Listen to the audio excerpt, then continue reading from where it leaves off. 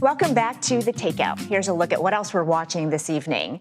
Homeland Security Secretary Kristi Noem says TSA is opening new security lines for military service members and their families. The expedited screenings, dubbed honor lanes, are already available at 11 airports with plans to expand soon. This is part of a larger revamp of airport security. Noem has already announced the end of the shoes-off policy for all passengers and hinted that larger quantities of liquids may soon be allowed on board. The British government is planning to lower their voting age to 16 ahead of the next general election. It fulfills a campaign promise the center-left Labour Party pledged last year. The move is one of many recent election reforms in the United Kingdom. Already, campaign finance rules have been tightened, and there are now tougher sentences for those convicted of trying to intimidate candidates for office. Joining me now, Democratic strategist Joel Payne and Republican strategist Rina Shah. Guys, it's so good to see you. Hi. So, Rina, I want to start with you because it's been a big week for President Trump, right? Yeah. He got that rescissions package through. He got the Genius Act signed into law today. But those were largely overshadowed by the Jeffrey Epstein story, that he wants to go away. And part of that is because Republicans on the Hill made it so. So I wonder what you make of all this drama and how Trump has responded to it. Well, the drama regarding Epstein is, I think, a self-inflicted wound coming from the White House. They haven't messaged well on this. And I think the end of the day, what you're looking at is a case of the GOP worrying that these legislative wins that they've worked so hard to get are being overshadowed by really the sensational headlines that always dominate politics, right? And most Americans are not plugged into the intricacies of what's gone on with this purported client list. Of course, alleged people that are thought to have taken a place and, engaged in activities with Epstein. These are people that, again, have just been alleged to have taken part in a crime. They're named in an affidavit. There's no real client list. But what Trump is trying to do now is get his attorney general to unseal grand jury documents to say... But we have breaking news. Yes. He actually just did that. Okay. Well, that was the kind of thing we weren't sure could happen. But this is what he needed to show that, look, there is no cover-up by me. There is no big grand conspiracy here. Now, how this plays out is anybody's guess, because we're not used to this kind of stuff intersecting with what are considered a legislative grand slam. Right. These two big things that happened on Capitol Hill can thought to be sort of unifying, but this was a week in which I think GOP unity came in a pressure cooker. The Genius Act is something that is effectively putting America at the forefront of digital innovation. We've never had an act like this, talking about the regulation of cryptocurrency. Right. That's one good thing. And then with the rescissions package, you only had two Republican, Fitzpatrick and Turner, be holdouts. So this is a moment in which the White House should be celebrating, but they're on the defense again. And Joel, Rina says it's anyone's guess how this plays out. What is your guess? Is this going to be enough to sort of quell the base that's been demanding more?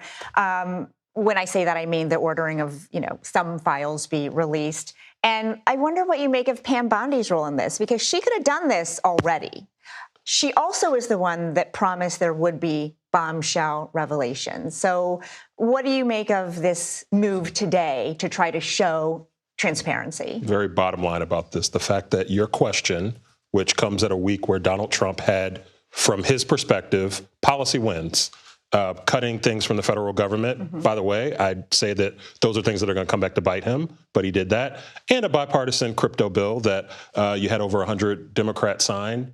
And you can't have a clean conversation about that because of Jeffrey Epstein and because of the mismanagement of this controversy from President Trump, from Attorney General Bondi, and from others. And so, bottom line politics, Donald Trump does not get the win this week that he sorely needs. Also, this has been a pretty good run for Donald Trump in terms of court victories, in terms of other legislative victories. And yet, if you look at public opinion, it's stagnant at best. And in some cases, he's fallen off. This is as good as it's going to be for Donald Trump, and he's not getting the return that he wants. I'd be really concerned if I was a Republican, particularly one in the White House. Well, there is a new CNN poll that just came out this week that found Trump's approval rating to be at 42%.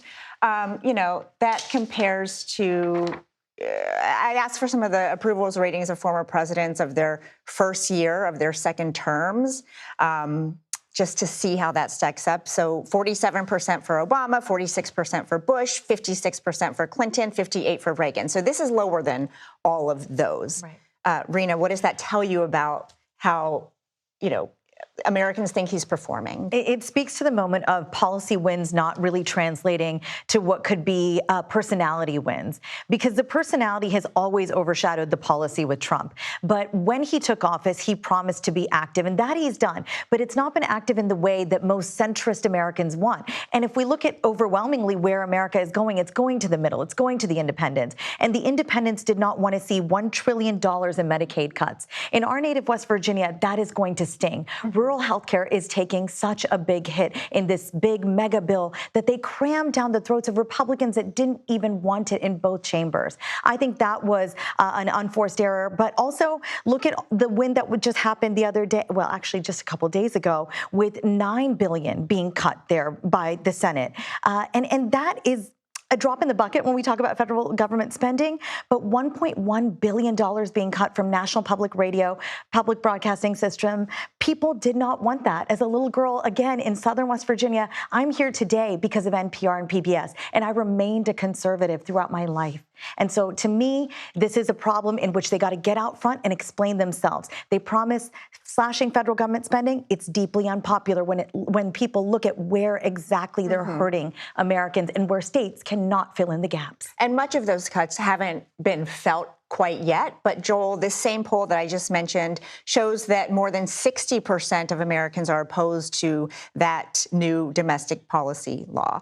I wonder if you think as time goes on, we'll see people responding even more to that. Well, you're right. Some of the cuts haven't been felt yet, but some of the impact on rural hospitals and on the overall healthcare system have been felt.